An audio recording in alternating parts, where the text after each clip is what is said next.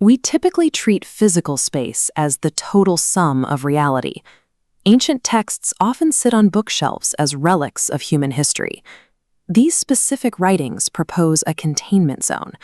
The physical world operates as a boundary layer, a glass casing. This structure tests the observer, that it carries a specific side effect. It induces a deep cosmic amnesia, obscuring the exact point of our origin.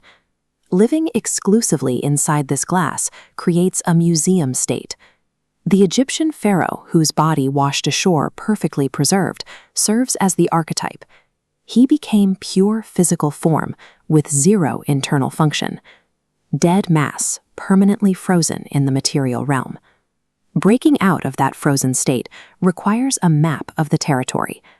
This manuscript functions as a four-dimensional architectural blueprint of the universe, a living tesseract. We occupy these coordinates, navigating the internal geometry of the map from the inside. The names Moses, Abraham, and Mary represent fixed structural coordinates within this architecture. They are navigational markers required for traversal. Recovering the memory of your origin starts with identifying the exact shape of the room you occupy. At the absolute macro level, the text describes the ultimate boundary of reality as the Kursi. While often translated as a throne, it operates as a living, four-dimensional envelope containing every possible trajectory. This field maintains two distinct registers. The manifest physical world exists before us, while an infinite hidden source flows behind us. The boundary functions as an active, conscious field. It monitors the friction between the physical surface and the hidden wave without ever entering a state of rest. We exist inside a perfectly preserved containment system, rather than a dying void. Deep within this field lies a specific internal geometry. At the very core sits the lamp, a point of infinite, continuous energy. The glass surrounds this light. This physical boundary layer holds the raw energy so it can be observed and engaged. The system fails when the glass claims to be the source of the light. This arrogance turns the boundary opaque. It blocks the energy, locking the observer into that frozen museum state. At the central axis, we find the tree. This is the structural position of the reader, standing at the geometric center of the universe. This tree holds a refined oil.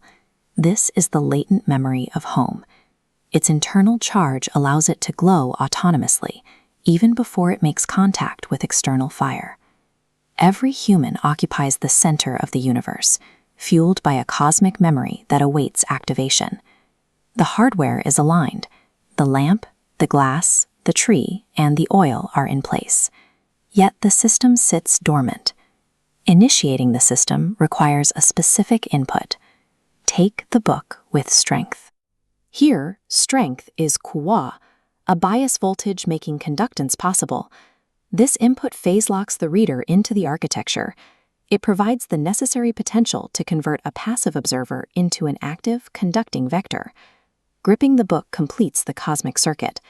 Without it, we remain solidified as opaque glass.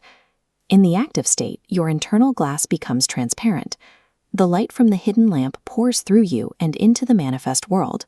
The prophetic accounts cease to be history. They function as live operational nodes that you are actively traversing.